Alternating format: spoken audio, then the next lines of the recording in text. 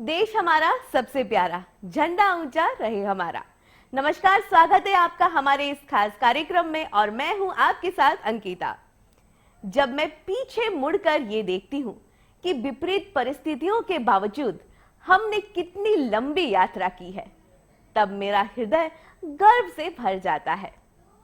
हाथ में लहराते तिरंगे वाला झंडा और एक लक्ष्य मिठाई पे नजर। याद आया आपको बचपन का गणतंत्र दिवस? 26 जनवरी आते ही स्कूल में त्योहार जैसा माहौल देखने को मिलता है। आप में से कईयों को मन में सवाल उस वक्त रहते होंगे कि कैसे सिलेक्ट होता है ये झांकियां, ये 21 तोपों की सलामी क्या है, पहली परेड कैसी चल रही होगी। आज के इस खास कार्यक्रम में आपको बताएंगे उस हर सवाल का जवाब जो अब तक आपसे दूर रहा। इस बार 77वां गणतंत्र दिवस नई दिल्ली के कर्तव्य पथ पर राष्ट्रीय गौरव के साथ मनाया जाएगा। परेड की समयावधि लगभग 90 मिनट रखी गई है ताकि पूरे कार्यक्रम को अधिक सटीक और प्रभावी तरीके से प्रस्तुत किया जा सके। इस बार परेड में भारतीय सेना, नौसेना और वायुसेना के जवानों के साथ साथ अर्धसैनिक बलों CAPF, NSG, BSF, camel contingent, NCC और NSS के दस्ते शामिल होंगे। राज्य और केंद्र सरकार के विभागों की झांकियों के लिए चयन प्रक्रिया पूरी हो चुकी है। जानकारी के मुताबिक कुल करीब 15 से 18 राज्यों की झांकियां और कई केंद्र मंत्रालयों की थीम आधारित झांकियां परेड में दिखाई देंगी। झांकियों में इस साल डिजिटल इंडिया, अंतरिक्ष रक्षा, निर्माण, पर्यावरण और महिला संरक्षीकरण प्रमुख विषय रहने की संभावना है। परेड में हजारों कलाकार पारंपरिक नृत्य और सांस्कृतिक प्रस्तुतियां देंगे। फ्लाई पोस्ट के जरिए भारतीय वायुसेना अपनी शक्ति और नई टेक्नोलॉजी का प्रदर्शन करेंगी। कार्यक्रम के तहत राष्ट्रपति द्वारा राष्ट्रीय ध्वज फहराना जाएगा, राष्ट्रीय गान होगा और 21 तोपों की सलामी दी जाएगी। इसके बाद वीरता पुरस्कार प्रदान किए जाएंगे, जिसमें परमवीर चक्र, अशोक चक्र और वीर चक्र शामिल है। इसके अलावा बच्चों और आम नागरिकों को भी सम्मानित किया जाएगा, जिन्होंने विपरीत परिस्थितियों में साहस और बहादुरी दिखाई है। जानकारी के मुताबिक करीब 15 से 18 राज्यों की झांकियों को मंजूरी मिल चुकी है। साथ ही कई केंद्रीय मंत्रालय और सांस्कृतिक विभाग भी अपनी झांकी पेश करेंगे। परेड में हजारों कलाकार देश की विविध संस्कृति को मंच पर जीवंत करेंगे। असम से लेकर तमिलनाडु तक और राजस्थान से लेकर उत्तर पूर्व तक लोक परंपराएं में शामिल होंगे।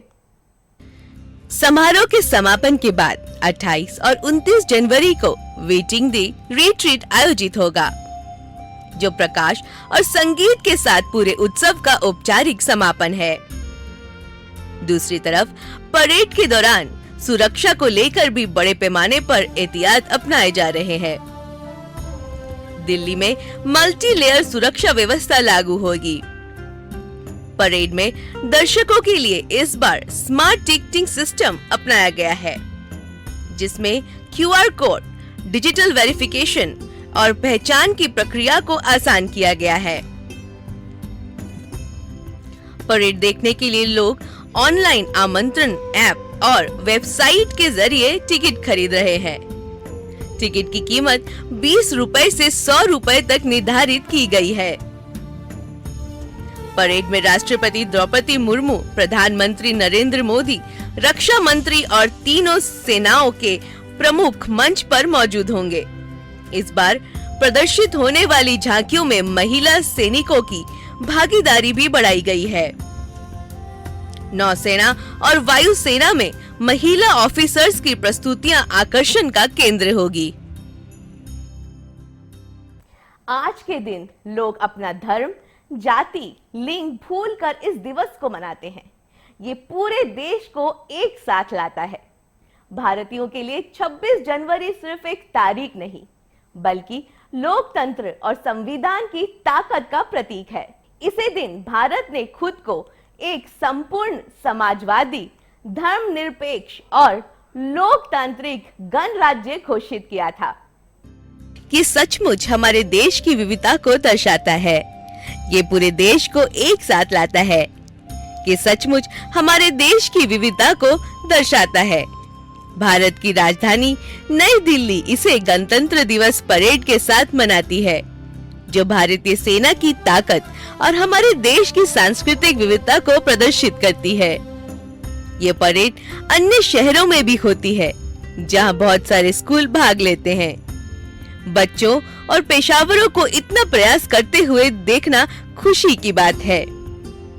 जिस तरह से वे परेड की शोभा बढ़ाते हैं, उससे किसी को भी अपने देश पर गर्व होता है। इस दिन हम राष्ट्रीय ध्वजारोहण भी करते हैं। ये दिन हर भारतवासियों के लिए बहुत ही गर्व का दिन होता है। हालांकि ये बहुत खुशी का दिन है। हमें स्वतंत्रता के उस संघर्ष को नहीं भूलना चाहिए जिसमें हमारे पूर्वजों ने भाग लिया था। गणतंत्र दिवस परेड सिर्फ एक दिन का आयोजन नहीं होता। इसकी तैयारी हर साल कई महीनों पहले से शुरू हो जाती है। इसमें शामिल जवान रोजाना कठिन अभ्यास करते हैं और परेड वाले दिन तड़के सुबह आयोजन स्थल पर पहुंच जाते हैं। इस समारोह को देखने के लिए लोग दूर दूर से आते हैं। गणतंत्र दिवस की पूर्व संध्या पर भारतीय राष्ट्रपति भारत के लोगों को पद्म सम्मान से सम्मानित करते हैं। भारत रत्न या भूषण पद्म पुरस्कार प्राप्त करने के लिए आपको कोई विशिष्ट उपाधि धारण करने की आवश्यकता नहीं है। एक विशेष समिति लोगों को नामांकित करती है। भारत रत्न और पद्म पुरस्कार दो सर्वोच्च नागरिक सम्मान है। भारत रत्न देश का सर्वोच्च सम्मान है। पद्म भूषण पुरस्कार के लिए 3 अलग-अलग श्रेणियां हैं: पद्म विभूषण, पद्म भूषण और पद्मश्री। गणतंत्र दिवस हमें एकजुटता का मूल्य भी सिखाता है। ये दिन हमें बताता है कि एकजुट होकर देश के लोगों ने ब्रिटिश साम्राज्य के खिलाफ संघर्ष में भारतीय स्वतंत्रता आंदोलन का समर्थन किया, जिससे शक्तिशाली ब्रिटिश शासन की नींव हिल गई। महात्मा गांधी के अहिंसा आंदोलन ने हमें दिखाया कि बिना बल प्रयोग या खून बहाए अपने से कई अधिक शक्तिशाली दुश्मनों पर कैसे काबू पाया जा सके। संविधान ये सुनिश्चित करता है कि देश में कोई जाति, पंथ या धार्मिक भेदभाव ना हो और गणतंत्र दिवस इसकी याद दिलाता है। गणतंत्र को लोकतंत्र, जनतंत्र व प्रजातंत्र भी कहते हैं, जिसका अर्थ है प्रजा का राज्य या प्रजा का शासन।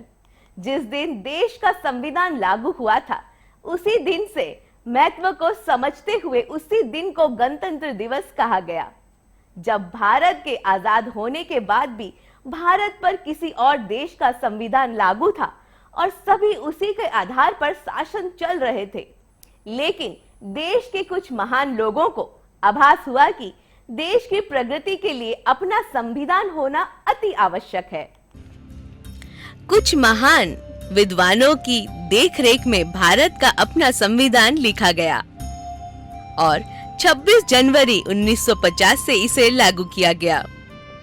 केवल संविधान को लागू करना 26 जनवरी को गणतंत्र दिवस के रूप में मनाने का एकमात्र कारण नहीं है।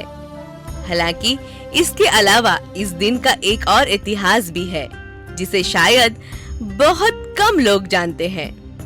इस दिन लाहौर में भारतीय राष्ट्रीय कांग्रेस के अधिवेशन में पंडित नेहरू जी की अध्यक्षता में कांग्रेस द्वारा इस बात की घोषणा की गई थी, यदि 26 जनवरी 1930 तक भारत को स्वायत्त शासन अर्थात स्वयं शासित राज्य नहीं बनाया गया, तो इसके बाद भारत अपने आप को पूर्णतः स्वतंत्र मान लेगा।